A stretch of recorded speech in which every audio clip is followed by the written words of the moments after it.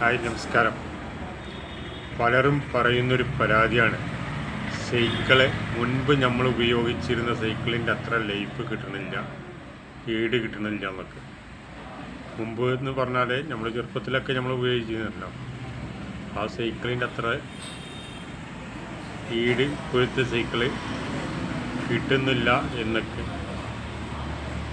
ചെറിയൊരു ശതമാനം നോക്കുകയാണെങ്കിലൊക്കെ ചിലപ്പോൾ യാഥാർത്ഥ്യമുണ്ട്. കാരണം ടെക്നോളജിയിലൊക്കെ മാറ്റമുണ്ടായി. എങ്കിലും അത് മാത്രമല്ല ലൈഫ് കിട്ടാത്തതിൻ്റെ കാരണം. ലൈഫ് കിട്ടുന്ന രൂപത്തിലുള്ള സൈക്കിളുകളൊക്കെ നല്ല കമ്പനീൻ്റെ സൈക്കിളുകൾ വിപണിയിലുണ്ട്. നല്ല സൈക്കിൾ, ഫാൻസി ഐറ്റംസ് അല്ലാത്ത ടൈപ്പ്. അതായത് നമ്മൾ യൂസ് ചെയ്യുമ്പോൾ അതിൻ്റെ മെയിൻ്റനൻസ് ക്ലിയർ ആക്കാത്തതിന് കാരണമാണ് പലർക്കും സൈക്കിളിൻ്റെ കൂടുതൽ ടൈം ഉപയോഗിക്കാൻ കിട്ടാത്തതിൻ്റെ മെയിൻ കാരണം. സർവീസ് കൃത്യമായി കൊടുക്കുകയാണെങ്കിൽ ഒരുപാട് കാലം കൊണ്ട് നടക്കാൻ കഴിയും. അതായത് നമ്മൾ ഓയിലുകൾ യൂസ് ചെയ്യണം. ചങ്ങലിൽ, ചെയിനിൽ, ജോയിൻറ്റുകളിലൊക്കെ ഓയിൽ ഇപ്പോഴും കൊടുത്തിരിക്കും. രണ്ടാമത്തത്, തേയ്മാനം വരുന്ന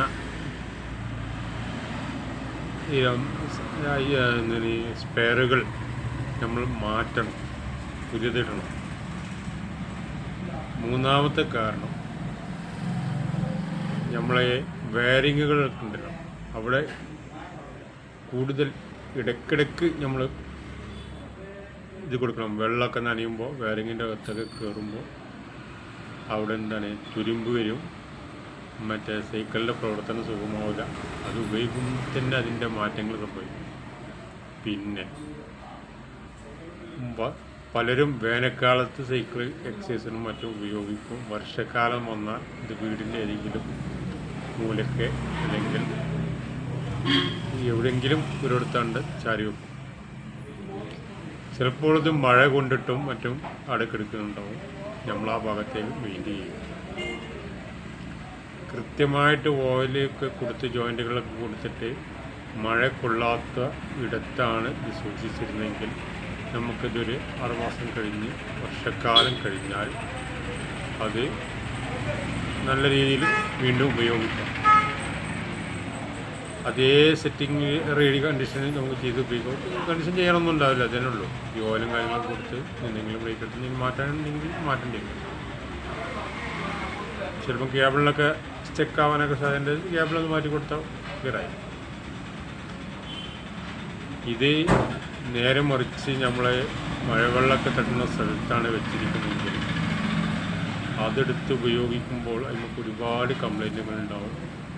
അത് നല്ല സർവീസ് സെൻ്ററിൽ കൊണ്ടുപോകണം, സർവീസ് ചെയ്യണം, എന്നിട്ട് ഉപയോഗിക്കാൻ പോകണം.